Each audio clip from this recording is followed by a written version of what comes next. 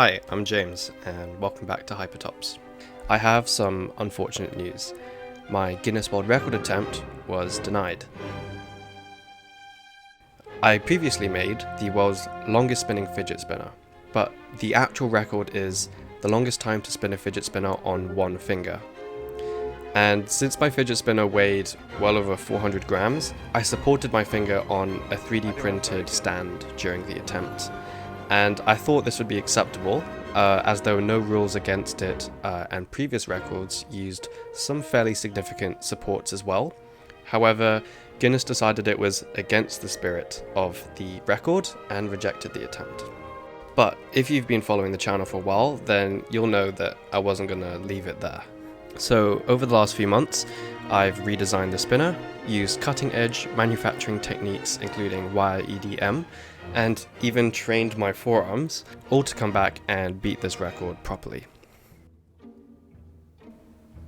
Now, this won't be easy. The original Pulsar design was already very highly optimized, with a 95% tungsten flywheel borrowed from one of my spinning tops, a hollow aluminium core, and the best bearings I could find. And now, I need to make it lighter without losing the performance. So, the obvious solution is to improve how the mass is distributed. What matters here is moment of inertia. I is the integral of radius squared with respect to mass. So since it scales with radius squared, increasing the effective radius of the mass is far more efficient than simply increasing mass. So the goal is to concentrate as much of the mass outwards as much as possible, while keeping it relatively light. So for this design, I wanted to use a pure tungsten flywheel, which at almost 20 grams per centimeter cubed is one of the densest elements. Previously, I was limited to alloys like 90% tungsten, 10% copper, or 95% tungsten, 5% nickel, and this is because pure tungsten has two issues. First of all, it is extremely hard. And second, it can have an uneven density due to the powder metallurgy manufacturing process, which is usually used to make it, and both of which make it difficult to machine and very problematic for balancing. To address the first issue, I used wire EDM cutting. This is a completely different process to conventional machining, where a thin electrically charged wire cuts the material using sparks, eroding it away without physical contact. And this allows very hard materials like tungsten to be cut with high precision. I visited the machines in person, and as a manufacturing engineer, it was really fascinating. It was really cool. With the flywheel sorted, I also redesigned the aluminium core to reduce mass and properly retain the bearing. Unfortunately, I don't have a 5-axis machining center in my bedroom yet, which is where the sponsor of this video comes in, JLC CNC. Their service is really easy to use. Just go to jlccnc.com and click Order Now. Here you can upload your CAD file and you can get a quote straight away. Then you can specify quantity, material, tolerance, finish, and more.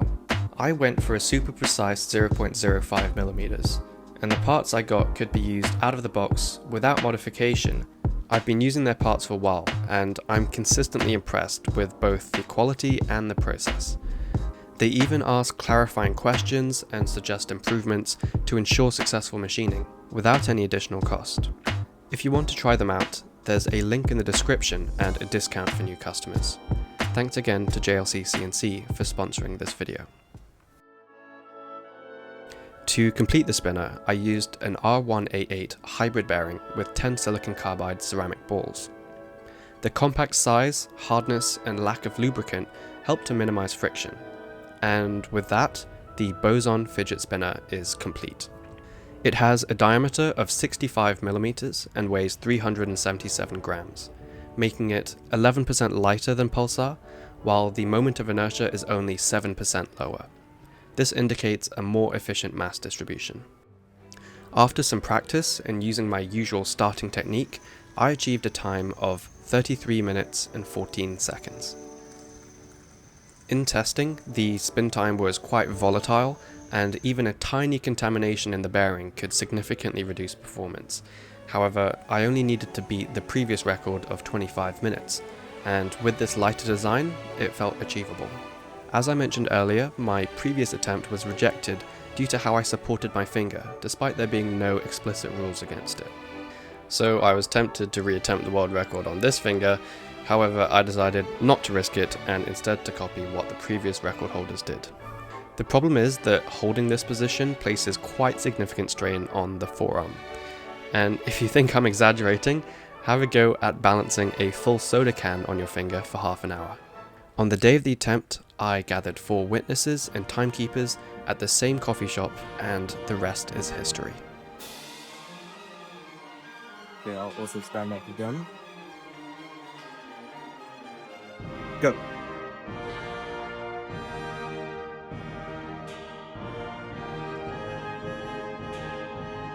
Okay. You should be good.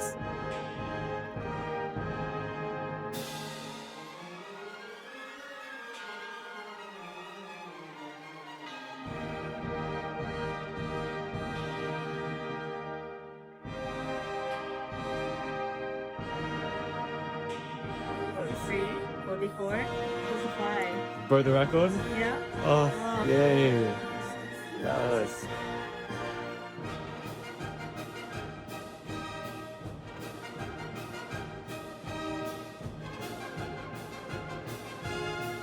Stop. Oh, yeah. 30, 34. Oh, fantastic. 34. Oh, perfect. Oh. Thanks, guys. 30 minutes and 34 seconds. Not as long as in practice, but it's enough. After an agonizing wait, yes, that was filmed in December 2025, I finally received confirmation. We did it. I now hold the Guinness World Record for the longest time to spin a fidget spinner on one finger. And I am so thrilled. This is something I've wanted since I was a kid, and it really wouldn't have been possible without your support, so thank you so much for watching and subscribing. That said, there are more records that I want to break, especially the spinning top record, so this is not the end.